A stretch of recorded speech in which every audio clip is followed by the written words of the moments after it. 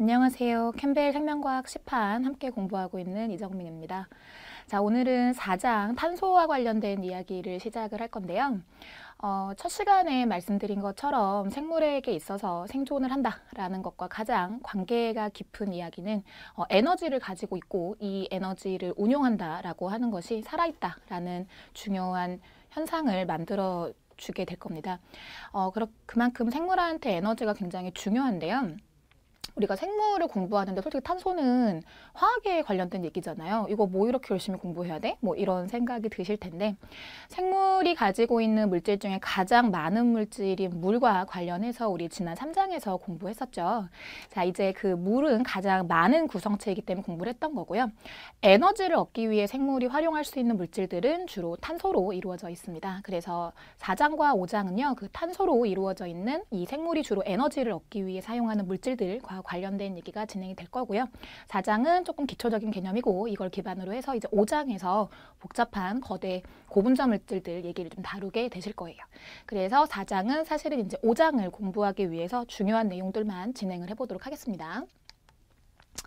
자, 유기화학이라고 나오는데요. 우리가 이제 화학은 이제 물질을 다루는 학문이니까 화학에서 물질을 구분을 할 때 크게 유기물질과 무기물질로 구분을 하는데 유기, 무기 할 때 저 기자가 한자로는 기운 기자거든요. 근데 이게 영어로 에너지를 번역할 때 한자로는 기운 기자로 번역을 한 거라서 유기물이야, 무기물이야 기준은 이 물질이 태웠을 때, 산화가 됐을 때 에너지를 발생을 시키느냐 혹은 그렇지 않느냐에 따라서 물질을 유기물과 무기물로 구분했다. 이렇게 생각하시면 되세요. 그 중에서 유기화학은 그 유기물과 관련되어 있는 얘기다라고 생각을 하시면 되시고요. 그래서 생물은 사실 화학 중에서도 유기화학이랑 관련이 좀 있다라는 거. 그래서 이 유기화학은 탄소화합물에 대한 연구다라고 하는 게 이제 첫 소단원의 주제가 되고요. 지금 이 사진은 생물에게 제일 중요한 것이 탄소화합물이다라는 걸 생각을 하면 우리가 이제 생각을 하건데 최초의 지구가 등장을 했을 때 사실 이제 우리가 최초로 지구가 등장을 할 때에는 거대한 폭발과 함께 등장을 했다라고 생각을 하죠. 온도도 높은 환경이었고 압력도 높은 환경이었고 자 어찌됐거나 근데 그런 원시 지구에서 생명체가 처음에 생겨났을 텐데 이 처음에 생명체가 어떻게 생겨났을 것이냐라는 거에 대해서 밀러라고 하는 과학자와 그 팀이 했던 그 실험 내용입니다. 자, 이 실험을 보시게 되면 지금 이 둥근 플라스크 안쪽에 있는 물이 들어있죠. 지구는 70%가 물이고 맨 처음에 원시지구도 출발을 할 때 물이 많았다라고 하는 건 아마 다르지 않았을 것이기 때문에 일단 원시지구의 형태를 만들어주기 위해서 물을 만드는데 처음 말씀드렸던 것처럼 원시지구 때는 온도도 높고 압력도 높았잖아요. 그렇기 때문에 아마 물보다는 온도가 높은 것 때문에 수증기 형태로 주로 있었을 것이다. 그래서 수증기를 만들어주는 장치를 지금 아래쪽에 둥근 플라스크로 걸어준 거고요.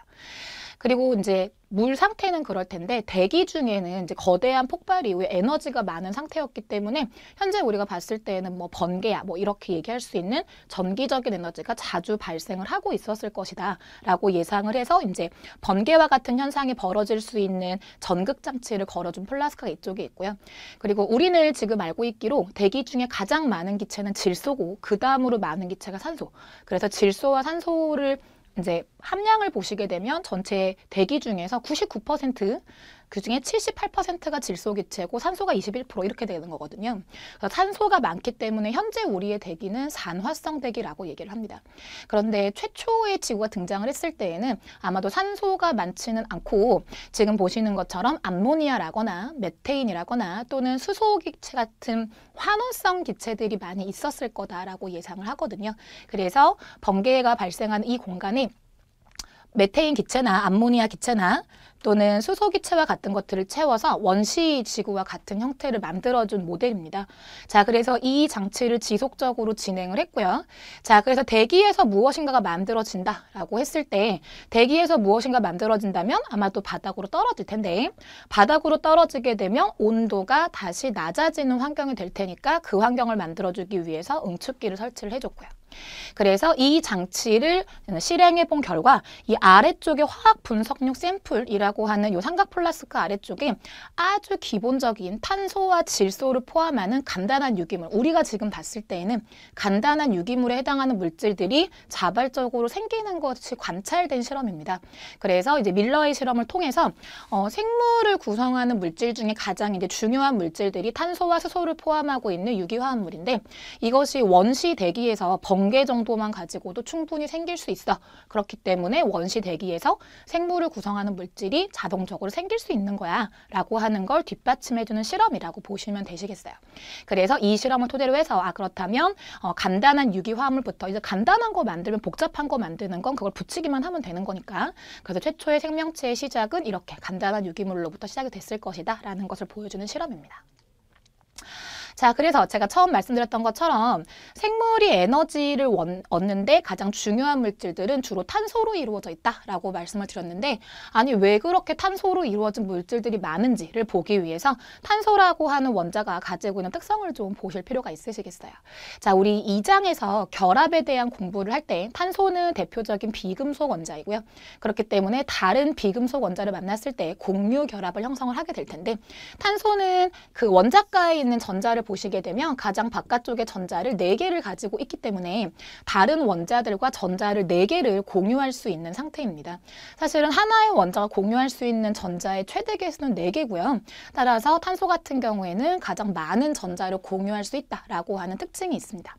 자, 그래서 이 탄소가 수소와 결합해서, 수소는 우리가 이제 가장 작은 원자이기도 하고요. 또 가장 많은 원자이기도 하기 때문에 탄소 화합물을 언급할 때 수소를 함께 언급하는 경우가 많은데, 탄소와 수소와 결합해서 가장 간단하게 만들 수 있는 화합물이 지금 보이시는 메테인.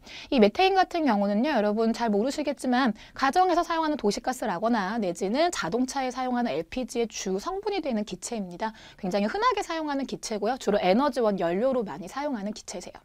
자, 그래서 수소하고 이제 공결합을 한다라고 하면, 수소는 전자를 하나씩 공유시켜줄 수 있는 원자이기 때문에 이런 방식으로 공결합이 들어가니까 4개의 수소와 공결합을 형성한다. 이렇게 보실 수 있을 거거든요. 자, 근데 저는 지금 이제 평면상의 칠판의 구조를 그려드리기 때문에 이렇게 그려드렸지만, 사실 분자가 존재하는 공간은 3차원적 입체 공간이지 않습니까? 그렇죠? 그래서 우리가 구조식으로 표현할 때는 이렇게 표현을 하지만, 실제로 이 원자들이 분자를 이루어서 공간 중에 존재를 할 때는 이렇게 탄소 원자를 중심으로 사면체 형태로 존재를 하게 되어 있습니다. 이 구조가 이제 앞으로 나올 여러 탄소 화합물들의 기본적인 구조이기 때문에 조금 눈여겨보실 필요가 있고요. 자, 우리가 앞으로도 자료들을 볼 때 많이 보시게 될 자료들이라서 미리 말씀을 드리면, 이 원자들이 분자를 이루는 형태를 표현하는 방법이 몇 가지가 있는데요. 여기 지금 보시는 것처럼 원자들은 공으로 표현을 하고, 원자들 사이의 결합은 막대로 표현하는 공, 막대 모형, 이런 방법이 있고요. 근데 사실은 이 모형을 자꾸 학생들이 보다 보면 진짜로 분자 모양이 이럴 거라고 착각을 하는 경우가 많이 생겨요. 실제로 여기 있는 이 막대기는 전자들이 공유되어 있는 걸 표현을 하는 것이기 때문에 실제로 분자에서 이렇게 막대기와 같은 모형이 보이지는 않습니다. 그래서 가장 분자에 가까운 형태로 만들어 놓은 것이 지금 보시는 공간 채운 모형, 벌크형이라고 얘기를 하는데요. 원자들이 결합해서 분자를 이루는 형태, 이것을 나타내는 형태인 거고, 사실은 우리 뒤에 생물 자료 분석할 때 이것보다 더 자주 나오는 자료가 선형의 자료가 있는데요. 이건 좀 더 복잡한 분자들을 표현할 때 사용하는 방식이기 때문에 지금 여기에는 나타내봤자 별로 감흥이 없으실 거예요. 그래서 일단은 공간 채운 모형까지만 보시는 걸로 하고, 지금 탄소와 수소를 가지고 만들 수 있는 가장 간단한 형태의 분자인 메탄을 보여드렸습니다.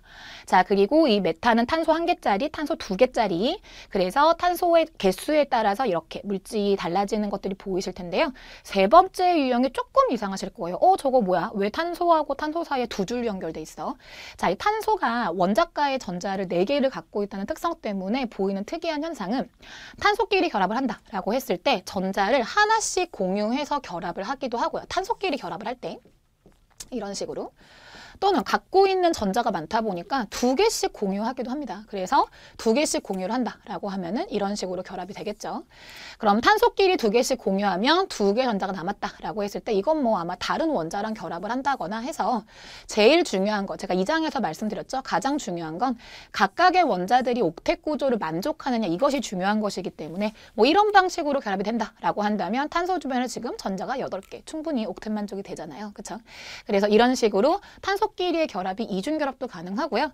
여기 지금 자료에는 나와 있지 않지만 사실은 삼중결합도 가능합니다. 지금 여기 보이시는 물질은 여기 정식 명칭으로 아마 에탄이라고 나와 있을 건데 이거 우리 별명으로 부를 때 에틸렌이라고 부르기도 하는 물질이고요. 에틸렌? 뭔가 어디서 들어본 것 같기도 하고 옥감 섬유 중에서 폴리에틸렌이라고 하는 섬유 이거 여러 개 붙여놓은 거라고 생각하시면 되세요. 또 삼중결합 들어간다라고 하면은 탄소를 전자를 3개를 공유를 하는 거니까 남는 전자들은 수소하고 공유해주게 되면 이런 물질이 만들어지겠죠. 이 물질의 이제 정식 명칭은 에타인이라고 하는 물질인데 그 명칭은 별로 들어본 적이 없으실 거고 대신에 아세틸렌이라고 하는 명칭은 들어본 적이 있으실 겁니다. 그게 이 에타인이라고 하는 물질의 별명이라고 생각하시면 되세요.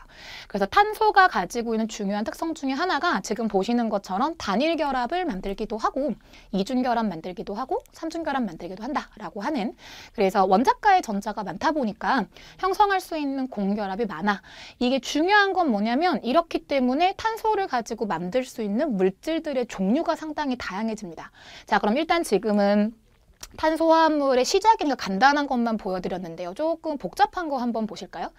자, 복잡한 거 보시면 탄소를 가지고 이렇게 탄소 개수가 늘어나게 되면 이 분자 구조가 훨씬 더 복잡해지게 되어 있습니다. 그래서 이렇게 다양한 물질을 만드는 데 탄소가 적합하다라고 하는 게 이제 주요한 내용이고요.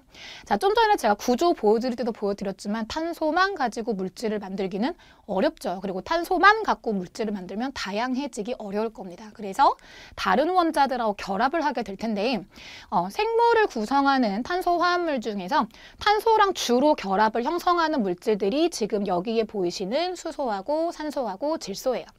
자, 각각의 원자에 대해서 지금 원자가가 표시가 되어 있죠. 그렇죠? 이 원자가라고 하는 것은 쉽게 생각하면 공유 결합에 참여시킬 수 있는 전자의 개수라고 생각을 하시면 되십니다.